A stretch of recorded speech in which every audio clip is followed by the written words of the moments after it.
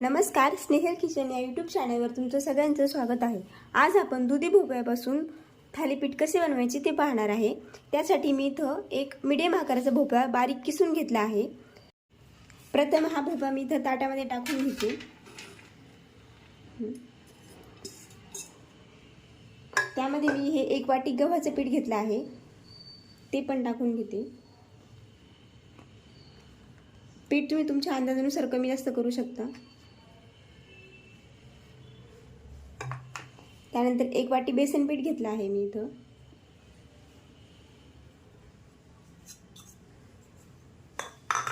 आणि थोडंसं कुरकुरीतपणा येण्यासाठी मी इथं 2 चमचे तांदळाचे पीठ टाकते। तांदळाचे पीठाऐवजी तुम्ही ज्वारीचं पीठ टाकलं तरीही चालू शकते। त्यानंतर मी इथं चवीनुसार मीठ टाकून घेते। 1 चमचा हळद, छोटा 1 चमचा हळद। कलर येण्यासाठी फक्त आपल्याला 1 चमचा लाल मिरची पावडर टाकायची, लाल तिखट।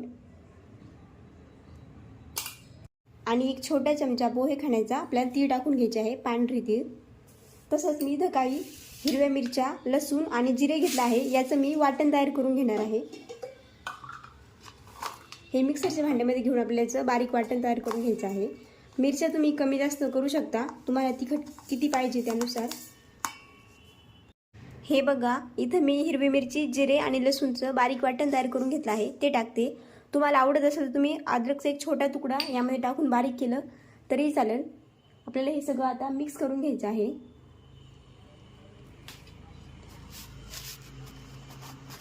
हे सगळं एकत्र करून आपल्याला पीठ मळून घ्यायचं आहे। भोपळ्यामध्ये ऑलरेडी पाण्याचं प्रमाण असतं, त्यामुळे पाण्याचा कमीत कमी वापर करायचा आहे आणि हे एकसारखं असं पीठ मळायचं आहे।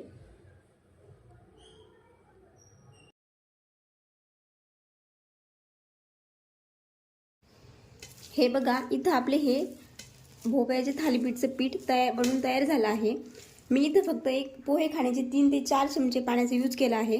जास्त पाण्याचा वापर करू नका, कारण की ऑलरेडी भोपळ्याला पाणी सुटतं आणि पीठ नंतर पातळ होऊन जाते। आता आपण याचे थालीपीठ थापून घेऊ। इथं मी पोळपाटावर एक सुती कापड घेतला आहे, ते थोडासा ओला करून घेतला आहे रुमाल। त्यावर थोडं पाणी शिंपडून आपण हे थालीपीठ थापून घ्यायचं आहे, पाण्याचा हात लावत। तुम्हाला थालीपीठ किती मोठं करायचं त्यानुसार तुम्ही हे थापू शकता।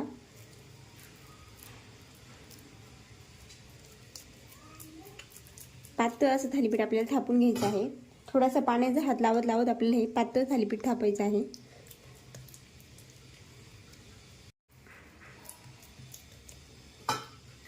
एकसारखं सगळ्या बाजूने आपल्याला हे असं थालीपीठ पातळ थापून घ्यायचं आहे।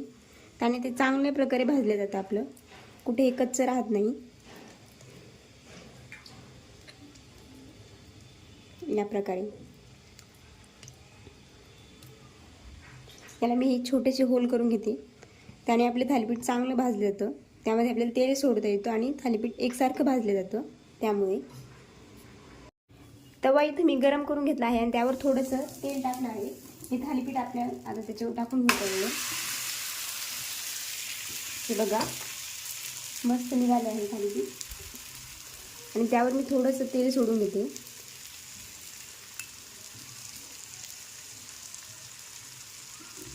आणि खरपूस असं एकसारखं भाजून घ्यायचं आहे आपल्याला, सोनेरी रंगावर।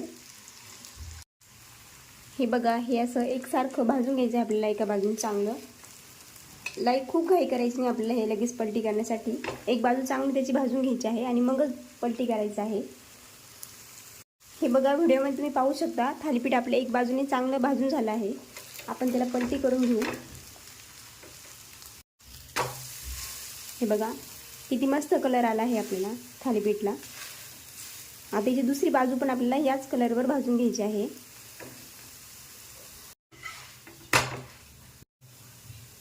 हे बघा, ही एक बाजू भाजून झाली, दुसऱ्या बाजूने हे थालीपीठ आपल्याला चांगलं भाजून झालं आहे। मी याला एका प्लेटमध्ये काढून घेते। हे बघा, किती छान दिसते आपले थालीपीठ। खूप हे कडक होत नाही, मऊसूतच असतं। मी बाकीचे पण थालीपीठ आपले करून घेते। तुम्हाला मी अजून एक थालीपीठ इथे थापून दाखवते।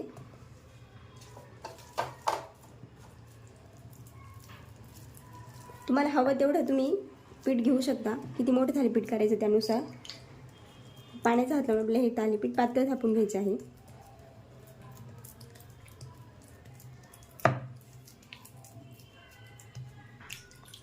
पटकन थापले जातात, टाईम पण कमी लागतो. हे बघा, इथे दुसरं पण थालीपीठ आपलं थापून झालं आहे. आपण याला भाजून घेऊ आता.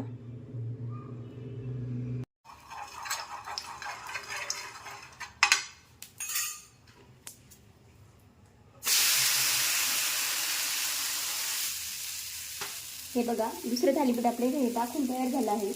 याला मी भाजून घेते आणि याच प्रकारे आपले बाकीचे सगळे थालीपीठ मी इथे तयार करून घेते. तेलाचा खूप पण वापर करायचा नाही आहे, कारण की आपण पौष्टिक असं थालीपीठ बनवतोय.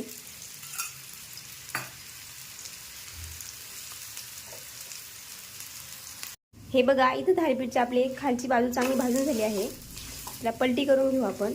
तुम्ही पाहू शकता किती मस्त सोनेरी रंग आला आहे. याची दुसरी बाजू पण आपल्याला चांगली खरपूस अशी सोनेरी रंगावर भाजून घ्यायची आहे.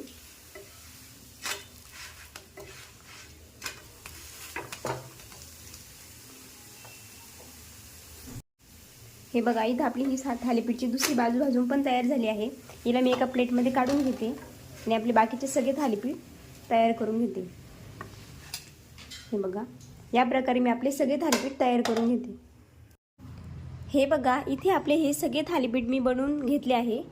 तुम्ही पाहू शकता किती मस्त झाले आहे थालीपीठ. कलर पण खूप छान आला आहे. ही थालीपीठची रेसिपी तुम्ही एकदा नक्की ट्राय करून बघा. माझी रेसिपी तुम्हाला कशी वाटली मला कमेंटमध्ये नक्की सांगा. अशाच नवनवीन रेसिपी पाहण्यासाठी स्नेहल किचन या यूट्यूब चॅनलला सबस्क्राईब करा. तुम्हाला मी एक थालीपीठ दाखवते. हे बघा, अतिशय मऊसूत झाले आहे. तांदळाचं पीठ टाकल्यामुळे थोडंसं त्याला नॉर्मल कुरकुरीतपणा येतो, पण हे असेच मऊसूत खूप छान लागतात.